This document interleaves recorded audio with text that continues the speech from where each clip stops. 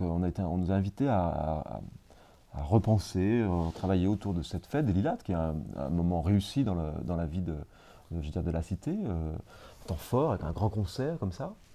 Mais en même temps, c'est beaucoup de moyens qui servent pour un soir. Donc on se disait, est-ce qu'on ne pourrait pas utiliser ces moyens pour que l'événement dure un petit peu plus longtemps?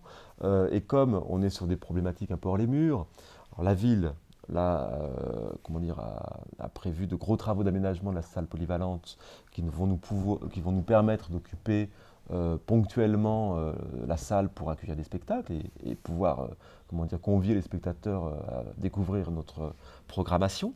Mais pour le reste, moi je crois que c'est important que la vie du théâtre, ce théâtre Jean Vilar, reste présent dans les différents quartiers de la ville à travers différentes manifestations.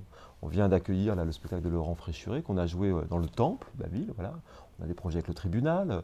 Et autour de cette fête des Lilates, l'idée, ce serait de convier un peu des équipes plutôt typées, entre guillemets, art de la rue, en tout cas qui investissent l'espace public, qui le font travailler, pour venir enchanter le territoire commun de la ville de Bourgoin.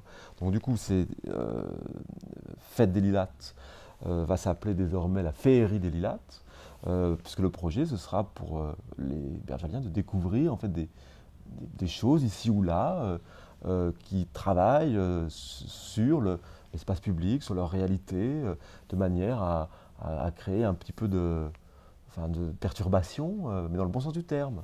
On va accueillir comme ça le Blofic Théâtre et son histoire de l'œuf, un dispositif assez singulier sur 4 jours, avec des cabanes de chantier comme ça qui sont dispersées dans la ville. Un dispositif qui vise auprès des enfants à les encourager à s'inventer des histoires voilà, autour de la ville. On va accueillir aussi Gébistaki, qui est une compagnie de cirque formidable avec un spectacle absolument étonnant avec des tuiles canal, des sacs à main, etc. Enfin, vraiment des choses très simples. Ou alors Jordi Galli avec ses échelles, enfin, vraiment des objets de tous les jours, mais eux ont cette faculté tout d'un coup à enchanter ces objets, quoi, à nous faire rêver avec des choses très simples. Donc du coup là, le projet de cette nouvelle fête des Lilates, il est là. Autour du parc, on convie les spectateurs à découvrir des formes comme ça qui nous emmènent ailleurs avec des choses très simples. Et on se dit à l'issue, j'aurais pu y penser en fait. Et voilà. Ça, c'est pour quelle période? Et ça, c'est pour la fin juin.